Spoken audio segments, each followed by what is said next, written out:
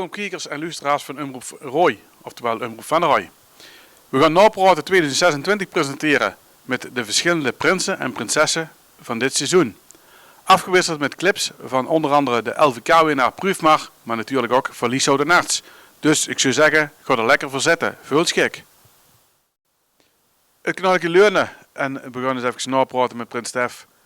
Prins Stef ten eerste in november al uitgekomen, gepresenteerd als de prins van het knalletje. Hoe kijkt u terug op den avond? Ja, dat was een hele mooie avond.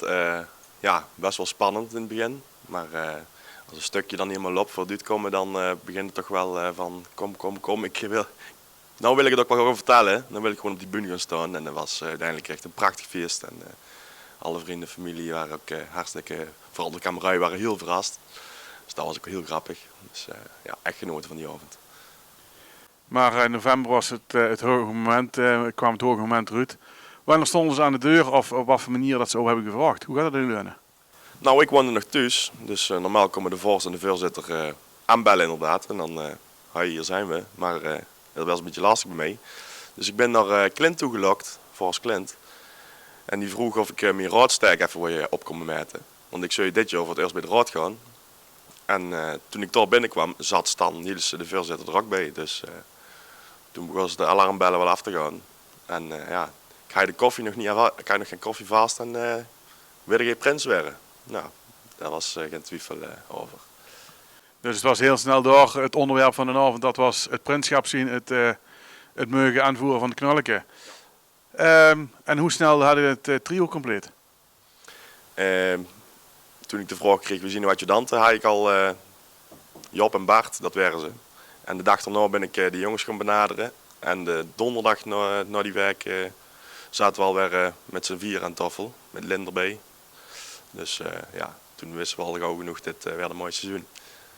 Dan zien er altijd mooie voordingen. Hoe kijkt het erop terug? Ja, alle voorbals was ook echt één grote pret, want liedjesmiddag hartstikke leuk. Zo'n ding als bierfest en de zittingen in Leurne. Echt geweldig hoe dat in Leurne nog allemaal leeft en nog georganiseerd kan worden. Dus dat is echt, waren hele leuke avonden. En natuurlijk ja, de optocht wat dit jaar voor jullie en voor heel Leurne heel speciaal is geworden. Wanneer is het heft in handen genomen door de trekvogels en de CV om het samen te gaan doen dit seizoen, de wagenbouw? 22 november met het uitkomen, toen hebben die jongen gezeten, oké, Stef is prins, we gaan knallen. Dus die jongen hebben toen gezeten, we gaan toch die wagen halen die de knullijke eigenlijk wou halen. Maar ze hadden eigenlijk een beetje twijfels, gaan we dat wel doen? Toen zijn die jongen, dat gaan we doen. Toen hebben ze vanaf december tot en met echt de laatste dag samen liggen knallen om die wagen klaar te krijgen. En toen begon het al een beetje te leven onderling van, kom, we willen wel weer even een goede podiumplek krijgen. Dat verdienen we ondertussen wel weer een keer. 15 jaar geleden voor het laatste podium en inderdaad 41 jaar geleden voor de laatste tweede plaats. Piela's Cup. Dus ja, dus echt heel blij voor die jongen dat ze ook de waardering hebben gekregen dat ze een keer weer op het podium mochten. Want dat was echt één groot feest. Dat was echt heel mooi. Dat maakt het dan heel speciaal en dat geeft natuurlijk wel de boost voor de komende jaren. Zeker, zeker. Het blijft nou weer een beetje. We gaan met trekvogels gewoon nog één afscheidsjaar doen. En dan hebben we besloten om lekker aan te sluiten bij het knullijke. En willen we ook met strijden voor die Piela's Cup. Dus de andere dorpen zijn gewaarschuwd. Bij deze. Ja, dan maandag. Ja, 6 prijzen weghalen van Roy. En daarna ja, toch een net ander iets feestje in Leurne als dan eigenlijk de winnaar van de Piela's Cup. Hoe hebben jullie dat ervaren? Nou, ik denk dat het feestje niet ten onder is gegaan van de tweede plaats. Dat was al echt machtig mooi. Daar was iedereen zo beestig trots op. Dus dat maakte geen zak uit of de Piela's Cup of derde of tweede was geworden. Kijk, het tweede is nog mooier dan derde uiteraard. Maar echt een heel leuk feestje gehad bij Michael de 878 in het café. Dus veel man er binnen en IJsselstein nog even langsgekomen. Dus dat was ook wel grappig. Even een mooi feestje gegeven, ja. Goed gevierd.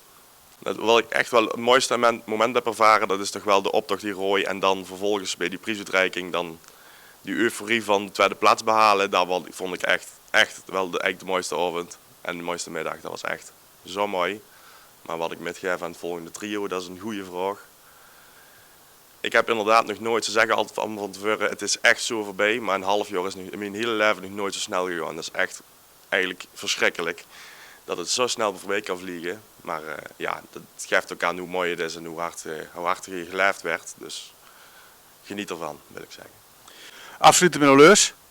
Wees schreeuwend van de daken, laat vaste lovend raken. Dankjewel.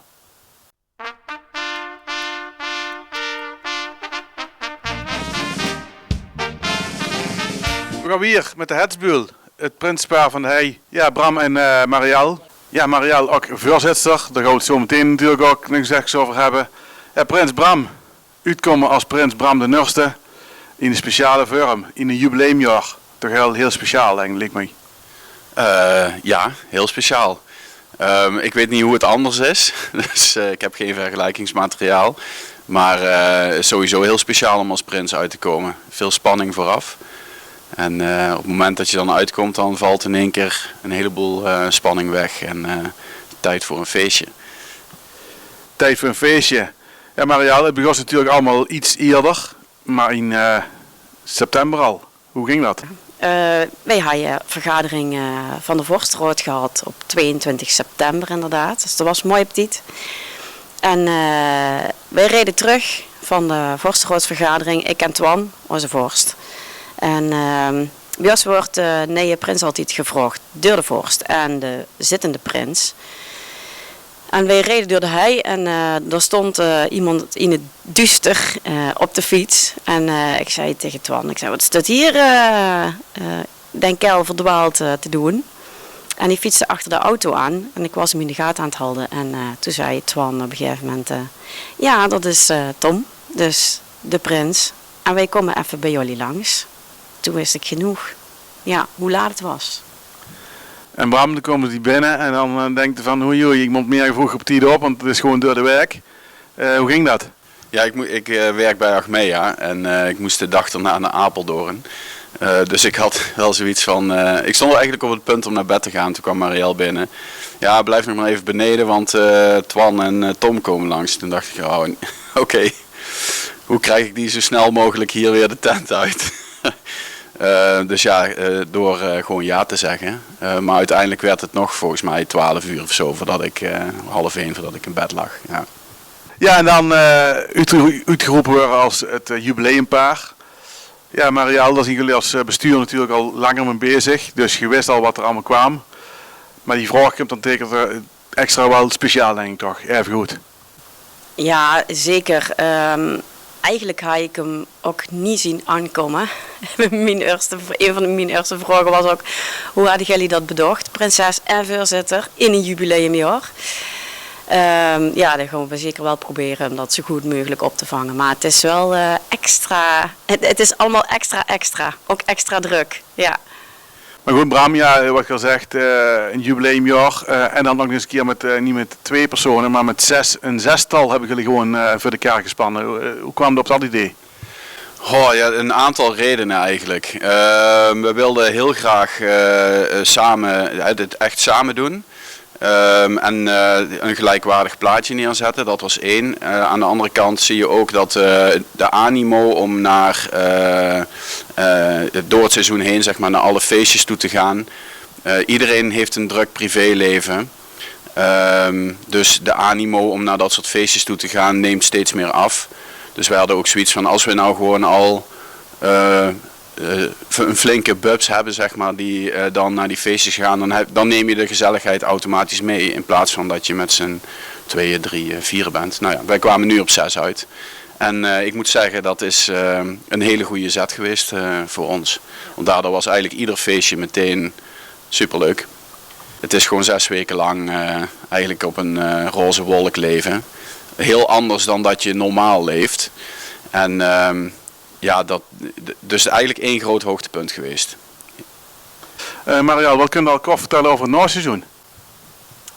Dat wij een jubileumweekend hebben.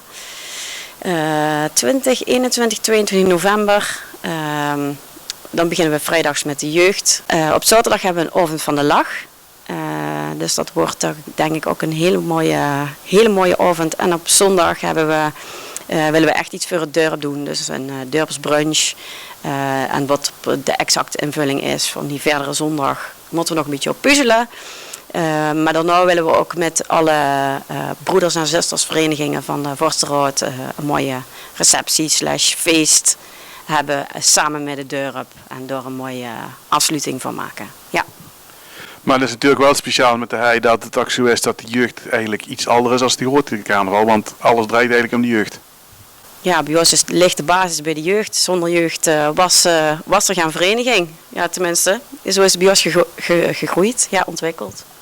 Ja, Bram, dan hebben we dus nog een aantal mooie feestjes voor de boeg. En hopelijk ook in een splinter gebouw. Ja, hoe kijken jullie dan naar uit? Ik kijk er heel erg naar uit dat het op tijd klaar is. Dat vinden wij nog wel het spannendst. Ja, ook jullie Noorpraat gaat bijna ten einde komen. Jullie hebben dus in het najaar nog een aantal mooie dingen. Hoe kijken jullie terug op die 6 mooie werken die jullie hebben gehad? Ja, dus een ervaring voor het leven rijker. Zo kijk ik er wel echt op terug, ja. Oké, afsluitend. De leus, Bram en Marielle, voordat het noorseizoen aan gaat breken. Wij brengen verbinding, joeks en gein in iedere zaal. Maak kabaal!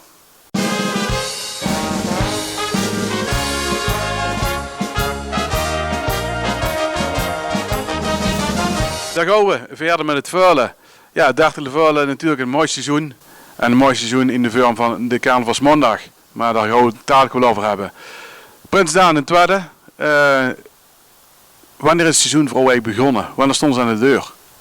24 november heb ik voor SEF dan samen met PXC zien eigenlijk langsgekomen. Om de vraag te stellen of ik prins wil worden van het vuilen. Wat was de eerste reactie?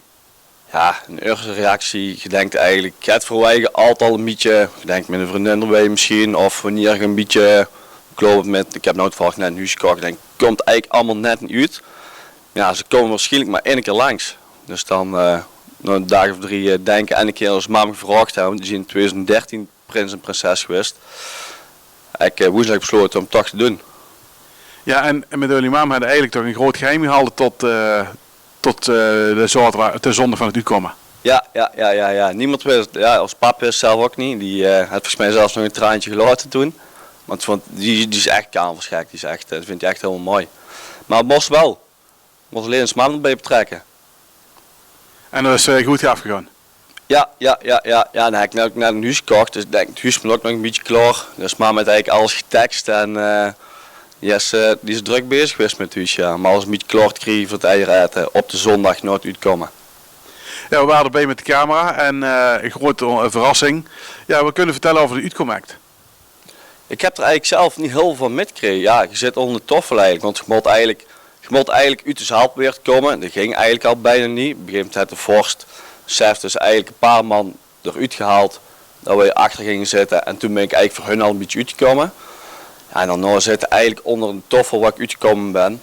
Dus je krijgt eigenlijk van het stukje niet heel veel met. Ja, je huurt allemaal wel een beetje, maar je bent er eigenlijk niet echt heel druk mee bezig. Dan komt de ontlading, de camera die omarmen tot en met, ook al dan zonder proces, maar ik denk dat het wel gevoeld heeft dat ze echt aan OZ's-leen stonden, of niet? Ja, de camera, ja. Dat was eigenlijk ook een beetje wat ik van denk, ja, dat kan ik ook alleen doen, want camera zien er ook altijd bij. Die zien ook altijd gewoon met recepties, altijd zien ze er eigenlijk al sowieso bij. Dus ja, dat is er gewoon de hele adjudantengroep geweest voor mij. Nou, naar het uitkomen, eigenlijk best een sneltrein, al die werken. Wat zien dan de hoogtepunten? Ja, toch eigenlijk, eigen receptie sowieso eigenlijk wel. Altijd wieverbal wel aan het vuilen houden. Het is altijd een beetje mijn thema op de prins. Dan heb ik een automonteur, eigenlijk een hoop nieuwe collega's gehad. En die vriendengroep van mij zien dan als adjudanten gegaan.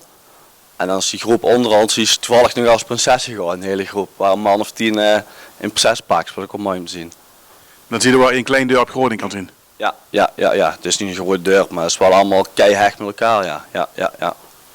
En dan uitkijken naar een vastlopersmaandag, wat voor jullie natuurlijk een extra mooi moment is. Het volgende seizoen zal nog extra mooier worden, als je 3 keer weer de Pilas Cup wint. Was dit wel iets wat meteen door je kop ging toen ze over vroegen, de vastlopersmaandag? Ja, tuurlijk. Je wilt als prins zien, je wordt prins. En dat is kei mooi, maar je wilt toch eigenlijk wel de kers op de taart houden. En dat is dit jaar voor mij toevallig wel gelukt. Was papse dan toevallig niet gelukt, maar dat wilde eigenlijk wel erbij houden. En volgend jaar moet ze inderdaad eigenlijk voor de 3e keer gaan. Dus ze gewoon ook ver. Dat is een goed afgegaan? Ja, volgens mij wel. Ja, volgens mij wel. Ja, af en toe dan ben je ergens en dan moet ik weer het podium op. Ja, dat is wel zo'n ding van, ik denk op een gegeven moment, laten we gewoon heel lekker hier even nog 5 minuten Gewoon even oude zeveren. En dat gaat dat niet. Maar er stond al meteen wegwezen, volgende afspraak. Ja, en dan moet wat podium op als zelf met receptie was met Merselen en Oostrum, volgens mij wel later. En volgens mij nog een vereniging. Ja, dan moet er gewoon, moet er echt podium op. Daan, wat zien we een aantal momenten die jou echt bijblijven? Ja, wat ik al zei, toch echt wel de maandag op de wagen. Eerst nooit de wagen staan. Normaal zit ik eigenlijk als wagenbouwer in de wagen. Dat doe ik al eigenlijk vaak vettig geschoten en allemaal zo'n dingetjes. Dat is eigenlijk wel het mooiste wat me bijgebleven is. Ja, en dan verder gewoon alle recepties eigenlijk wel, ja. En zeker in het vuilen, de receptie. Afsluitend, nog één keer Oleus. Nou heb je geen smeren sleutels in de hand, maar vol gas door het Vasteloofsland. Prins Daan, dankjewel en veel schik. Yes, dankjewel.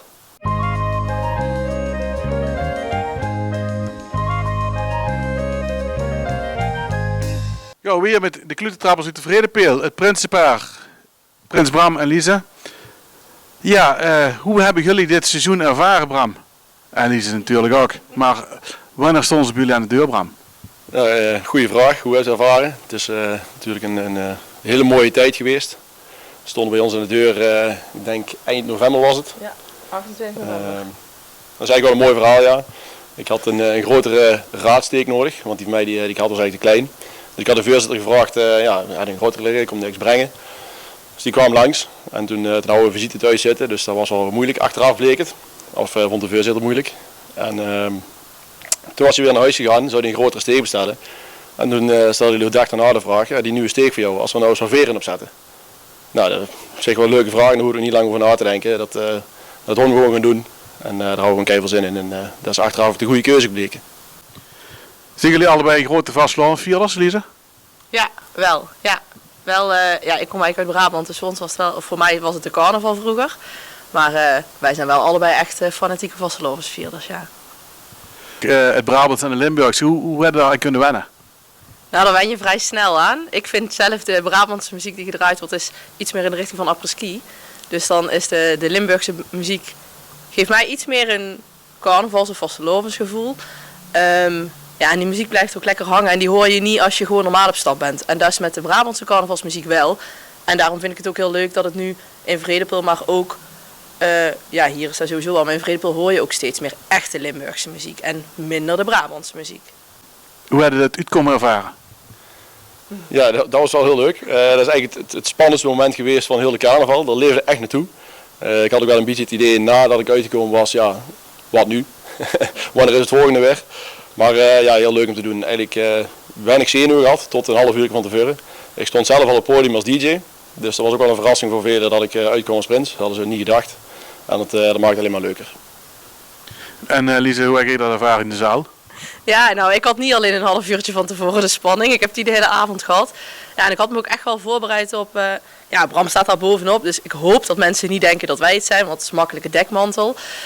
Maar niets bleek minder waar. Ja, er zijn er toch die heel vaak de vraag stellen, maar het is me meegevallen. En er waren er genoeg die opmerkingen maakten waar je heel mooi op aan kon sluiten. Dus waarop je kon zeggen van, ja, maar die zei net dit. Dus dan was het heel fijn dat je hem kon verschuiven naar iemand anders. Maar voor mij was het moeilijkste nog ongezien wegkomen, want ik moest me om gaan kleden in skipak om het podium op te komen.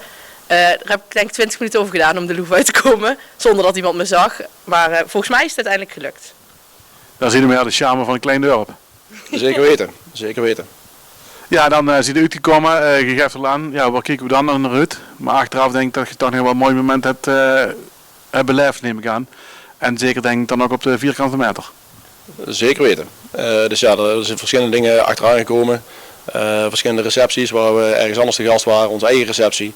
En er komt ook een mooi de samenhang tussen de andere dorpen terug. Dus wij gaan naar Merselen, Merselen komt naar ons. En dat gaat gewoon altijd heel goed. En het is heel mooi om te zien, ook op de eigen receptie, dat er zoveel andere verenigingen op bezoek komen die iets met ons te maken hebben, of helemaal niet. Maar die gewoon uit traditie langskomen en dat is wel heel mooi om te zien. En dan de mooie momenten, de optocht door de Vredepeel. Is voor jullie natuurlijk ook wel dit jaar extra speciaal. Ja, wij waren vooral heel blij dat op het moment dat we aanreden dat de regen weg was. Ik zal niet zeggen dat het niet koud was op de wagen, want dat was het wel, zeker. Maar het is toch ergens, ja, wij lopen normaal zelf ook, ja, jij met de raad wel, maar ik loop normaal niet mee met de optocht. Dus normaal sta ik aan de kant. En nu is het toch, ja, je beleeft het heel anders. En onze vrienden en vriendinnen deden als verrassing mee. Dus ja, het is ook super leuk om te zien dat de buurt dit jaar wel meedeed. Speciaal voor ons. En dan toch heel veel buurtverenigingen, of ja, de buurtverenigingen die er zijn, die iets doen wat te maken heeft met, in dit geval, jouw draaien. Had eigenlijk iedereen iets op aangepast. Ja, de vrienden hadden dan iets met de kippen. Maar ja, ik vond het wel heel speciaal. En iets wat je eigenlijk maar 1 keer meemaakt. Ja, Bram, je geeft ook aan, ik ben al een paar jaar dus betrokken bij de vereniging zelf. Had je ooit uw ervaring van verhalen ook al zoiets van, dat zien echt momenten, daar kijk ik nooit? Eigenlijk alle momenten. Dus iedereen zegt wel, geniet gewoon van ieder moment. De meeste heb ik al gehoord dat ze de receptie het mooiste vonden, want iedereen komt daar toch voor jou. Maar ik heb er wel voldoende van meegekregen van tevoren al, ook bij ons in de familie. Iedereen heeft wel iets met carnaval te maken. Dus onze neef, mijn oudste broer, is vorst. Ons pap die is vorst geweest, is prins geweest. En ja, noem maar op, de rest ook erbij. Ja. En dit jaar waren we eigenlijk met z'n vieren voorop. Dus dat was ook wel leuk dat ons gezin erin een heel groot aandeel had. Maar ook vanuit daar, uit de ervaring met de paplepel ingegoten. Eigenlijk is ieder moment gewoon mooi. En moet overal even genieten. Wel, misschien om ook terug te pakken op de optocht. Het is heel mooi om te zien dat zelfs een klein dorp toch nog zo'n optocht neer kan zetten. En het was wel bijzonder om te zien ook dat er weinig toeschouwers waren. Want hoe minder toeschouwers we hebben, hoe meer mensen er meedoen. En andersom natuurlijk. Dus we hopen eigenlijk daar een mooie balans in te vinden. Maar het is wel iets wat laat zien waar een klein dorp groter kan zijn. Gewoon een stukje samenhorigheid en de schouders eronder en feest maken met elkaar. Wat geven jullie het volgende prinspaar met van de Vredepeel? Wat denken jullie dan meteen aan als ik die vraag stel? Ik zou zeggen niet inhouden. Niet inhouden, vol gas, niet bang zijn en gewoon doen. Ja, en er heel erg van genieten. Want wij zeggen allebei tegen iedereen die ons nu achteraf vraagt naar de carnaval en hoe heb je het gevonden? Wij zeggen allebei volmondig, het is echt een aanrader. Word je gevraagd, doe het. Het is superleuk. Ja, het is druk, maar het is echt heel leuk. 1/4 volgend jaar is mijn werk korter. Ja, ik weet niet of dat veel is. Nog 1 keer de leus. Samen? Samen. Ja, komt-ie. Deze carnaval draaien wij deur, met de schuif open en maximaal feest gewoon bij de veur. Dankjewel.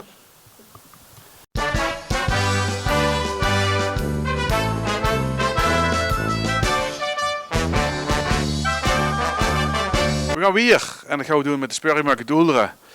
Ja, daar staat hij dan, de prins van 2024-2026.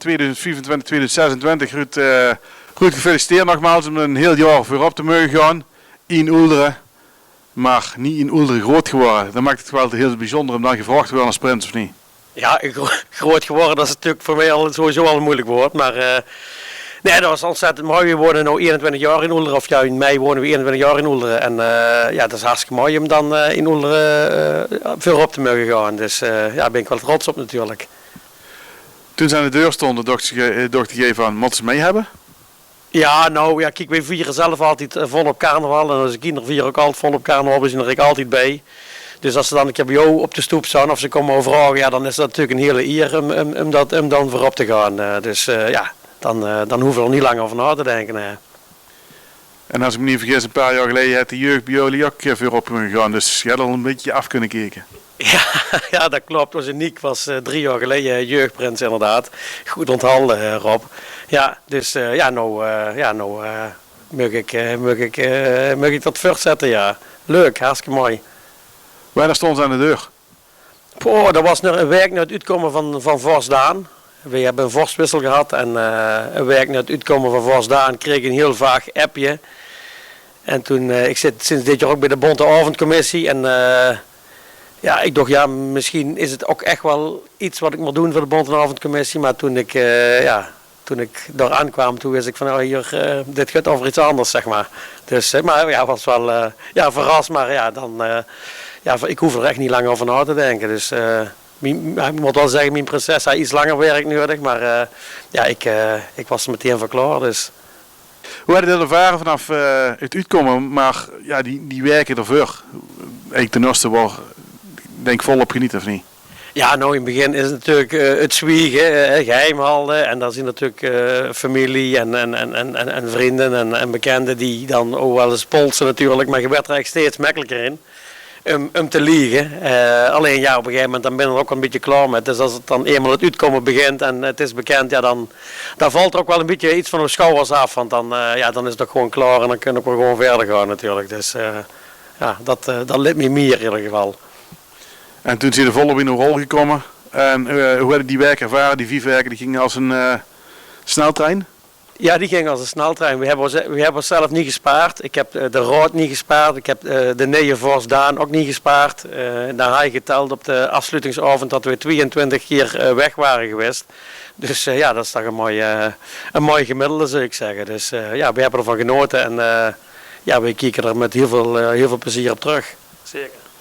En dan de speciale momenten. Heb je dan momenten in het seizoen al dat je door van hier kijk ik speciaal naar uit? Nou ja, eigenlijk niet, want ja, ik ben nooit prins geweest, dus ik wist ook niet wat ik moest verwachten. Maar kijk, als ik nou terugkijk, zeg maar, ik vier al, ik ben van 47 nou, zeg maar, dus vandaag. Dus ik heb al een nodige carnavalervaring, dus die grote pleinen zo, dat ken ik wel. En dat blijft altijd wel mooi, maar ik haal toch wat meer van de kleine, maar intieme momenten. Gewoon een huiskamerbezoek of bij de zorgboerderij of ziekenbezoek. Dat vind ik, we zien daags nog in recepties, mergens om 10 uur nog bij de opa van de jeugdprins op zijn 90-jarige verjaardag geweest, zeg maar. Dat doet me eigenlijk veel meer dan zo'n vol plein, zeg maar. Dus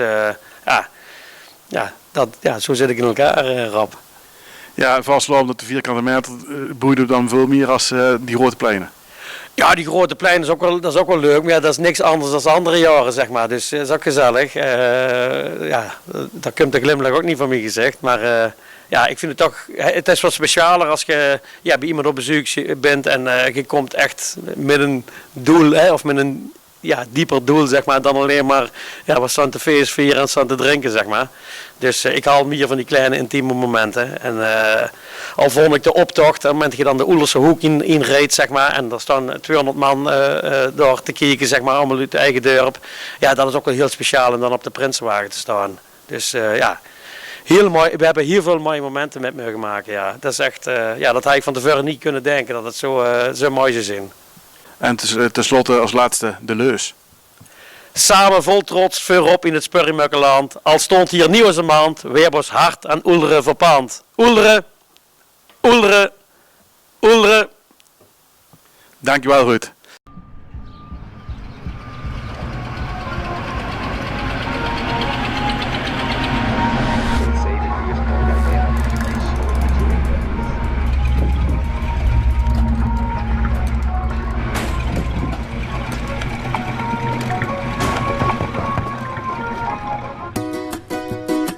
God, het is weer zo wiet. De drang naar huis ben ik kwijt. De nacht is mijn kompas, hoewel dat niet de afspraak was. Ik kan er niks aan doen, het overkomt me gewoon. Mijn principes zijn gegaan, maar hebben mij hier laten staan. Verstand dus gans nu ver van u, stel de bloren in. En weet dat ik verloren ben. Dus wij doen het op karakter. De ruggen wordt van langzaam maar wat zachter. Vanavond doen we alles op karakter. De grond van luurvinkers bed niet meer zien. Wij doen het op karakter. Braaf nu staat schuiven we naar achter. Vanavond doen we alles op karakter. Meer geen spiet van de pien. Niet als altijd, maar ben toch weer gezweet. Voor een wil is een bij, maar het willen is al bij. Ik kan er niks aan doen, geef mij over gewoon. Een vaste lopen bent mee vast, kom hier nooit meer weg vannacht.